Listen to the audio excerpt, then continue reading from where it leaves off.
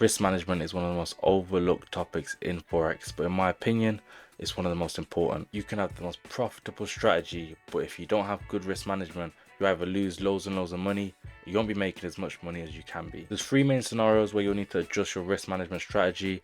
We're going to go through all of them in this video, whether you're flipping an account, compounding an account, or you have your own large funds or you're trading prop firm capital. Okay, someone in the Discord recommended me this video idea, so if there's any specific topics you want me to go over, then join the Discord in the link below, or you can just DM me on Instagram. But in the Discord I post all my trades, and every single day I do daily market reviews, so I'll post a video in there breaking down how you could have made money that day in the market, or if I made any money that day. The first one we need to speak about is risk exposure.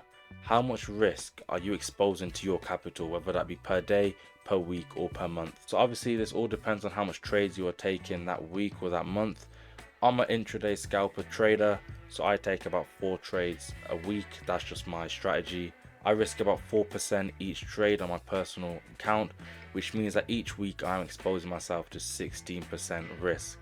Now I have quite a high win rate strategy, so I'm okay with this and I can manage it, but you need to be looking at how much risk you are exposing your capital to. However, when I'm trading funded accounts, I risk about 1%. Because the capital is a lot higher, I don't need to risk as much, meaning that each week my risk exposure is about 4%. I think you should only be taking 1 to 2 trades per day and have a set amount you would like to make before you step away from the market. So whether that be you want to hit a 1 to 2 risk reward, 1 to 3 RR, or you want to make a certain percentage that day or a specific monetary value, just have a certain amount, which is going to be how much you need to make before you step away and call it a day. You also need an amount you're willing to lose in a day before you step away from the markets. So it could be losing 2 trades in a row, losing 1 trade, or lose a certain percentage that day. The first risk management strategy we are going to talk about is flipping accounts. So this is aggressive risk to try grow the account quickly. Now this is probably going to apply to most of the people watching this video, as you might have a smaller amount of capital which you trade with. You don't really want to be making 3% per month. That's not really going to be life changing if you have small capital. Now you also don't want to blow your account. Just because we're growing the account quickly doesn't mean that we're going to be risking 50% per trade, because you'll probably blow your account. You will need quite a high win rate for this strategy. The risk I would recommend someone using is 5 to 7%. This gives you about 14 to 20 losses before you actually blow the account. But if you're losing 14 trades in a row, then honestly you should have brought a course with that money instead of putting it into a personal account. The second risk management strategy that I would recommend is the compounding account strategy. This works best if you've got like a specific amount, like quite a decent amount that you've got in a trading account, and you just want to grow this over time, whether it be 6 to 12 months. You want to just grow it over and over and over. This means that you won't be withdrawing much from the account, and you'll probably be consistently depositing money into the account, but over the long term you'll have quite a good amount to be taking withdrawals from. The risk I'd recommend for this is 2 to 4%.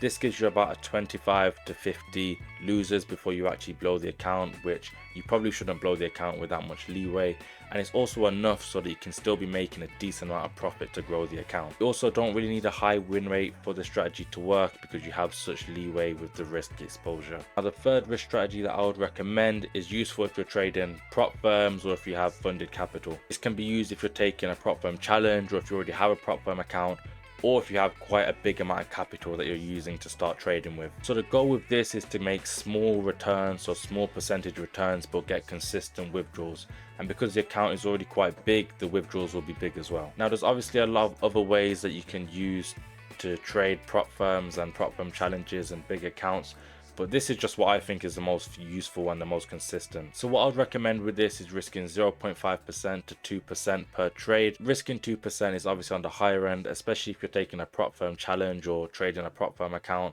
because this only gives you about 5 trade leeway before they take the account off you. So if this is your first time taking a prop firm challenge or your first time becoming funded, I'll definitely say just lower the risk, use 0.5% to 1%.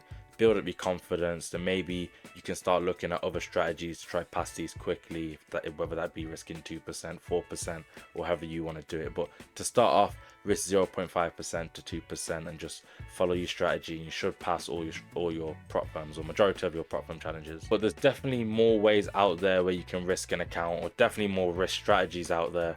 But this is just what's worked for me and the things that I've tried. If anyone needs a deeper explanation or wants me to go over it again, then join the Discord in the description or message me on Instagram. But that will literally be it for today. See you in the next one.